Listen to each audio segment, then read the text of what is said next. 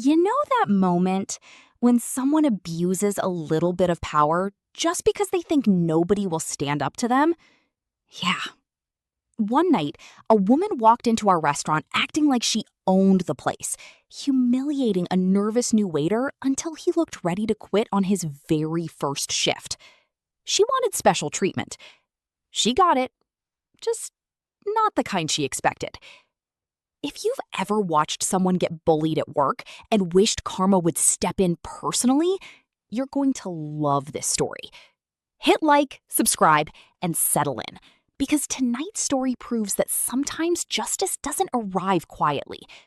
Sometimes it sings very loudly. The setup before everything went wrong. Back in 2015, I wasn't just working a restaurant job. I was surviving nursing school. Classes during the day, late shifts at night, coffee replacing sleep, feet aching constantly. The restaurant itself was special. We didn't run ads, no billboards, no flashy promotions. Our reputation spread purely through word of mouth, which meant one thing: every guest experience mattered. By that point, I'd earned a reputation as someone reliable. Not officially a trainer, but whenever new servers were released onto the floor, management paired them near me. Basically, I was the safety net. And that night, my safety net was needed. He was older than most new hires. Quiet, careful, the kind of man who apologized even when he hadn't done anything wrong. You could tell life had knocked him around a bit. It was his first night running his own section alone. Anyone who's worked service knows that feeling. Your heart pounding every time a table waves you over. Menus blur together. Orders feel heavier than they should. Every mistake feels catastrophic. I kept an eye on him from my section next door. He was doing okay. Until they walked in. 6 people, mid-20s, loud energy. And at the center of them sat her, the leader. You know the type instantly. Leaning back like royalty, judging everything. Scanning the room not as a guest, but as someone looking for flaws.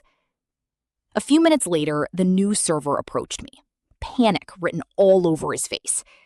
Hey, they're asking for something not on the menu. She says another location makes it all the time. His voice shook slightly. I could have told him to stand firm, but first nights aren't the time to learn confrontation.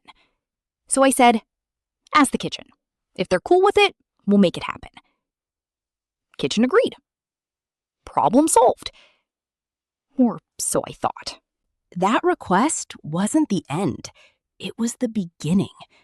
Every single time he returned to the table, another demand. More sauce, different drink, extra modification.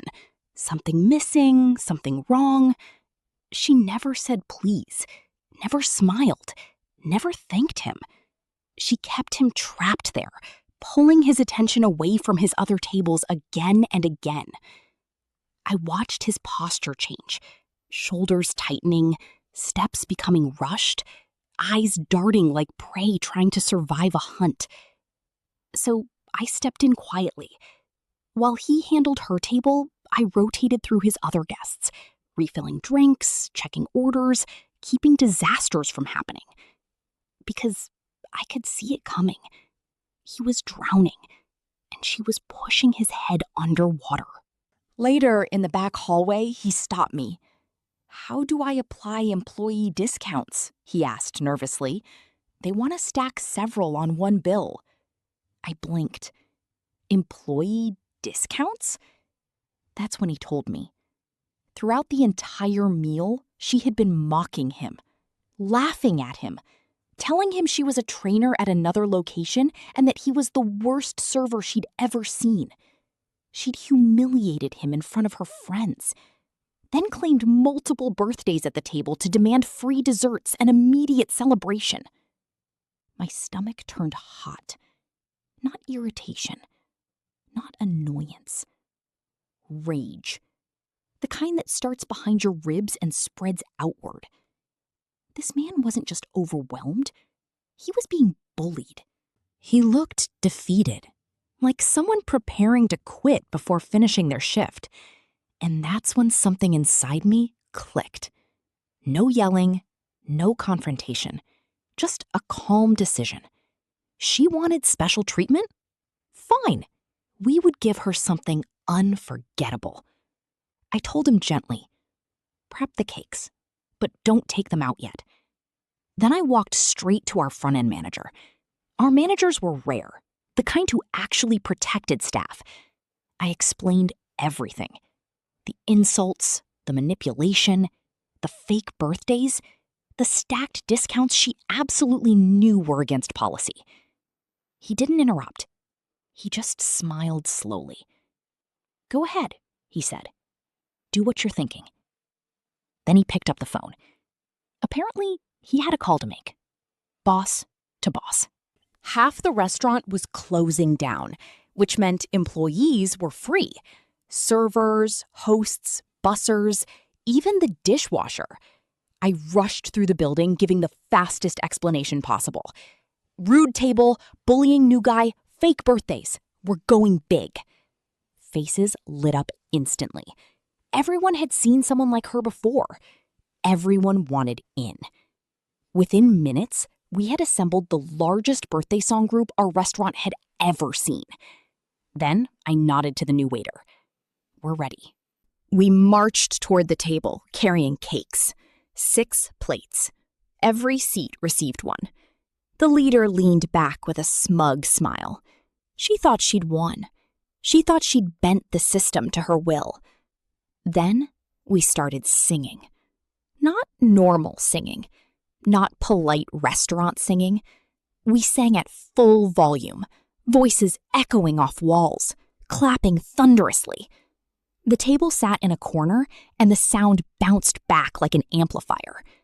It was overwhelming, loud, relentless. The longest birthday song imaginable. Their smiles disappeared almost instantly. Hands shot up to cover ears. They shrank into their chairs. The confident leader looked shocked, trapped in the very spectacle she demanded. And we didn't stop. We sang louder, happier, brighter. Every employee smiling like this was the greatest celebration in history. Because in that moment, justice wasn't angry. Justice was joyful. While we were singing, our manager was still on the phone. He had contacted her workplace, explained exactly how one of their trainers had behaved while representing the company. Her employee number? Already verified. Her general manager? Already informed. When the song ended, we escorted them toward the host desk. That's where she was handed the phone. I watched her confidence crumble. Her voice shifted from arrogance to panic. Excuses spilled out. I didn't mean. They misunderstood. I was joking. Then came silence and tears. Her employee discounts were denied. All of them. No special treatment. No privileges. Just consequences. The best part? The new waiter. The man who had looked ready to quit hours earlier was smiling. Not smug, not vindictive, just relieved. Someone had stood up for him. Someone had said, without words, you deserved respect.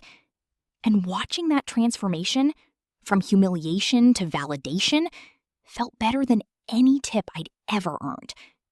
She walked out smaller than when she arrived. The room felt lighter, like balance had been restored. Some people think power means making others feel small, but real power is protecting people who don't yet know how to protect themselves. That night taught me something I've never forgotten. Karma doesn't always whisper. Sometimes it sings at maximum volume. If this story made you smile, hit that like button and subscribe for more unforgettable revenge stories. And tell me in the comments, what's the most satisfying moment of karma you've ever witnessed? Because trust me, the best stories are still coming.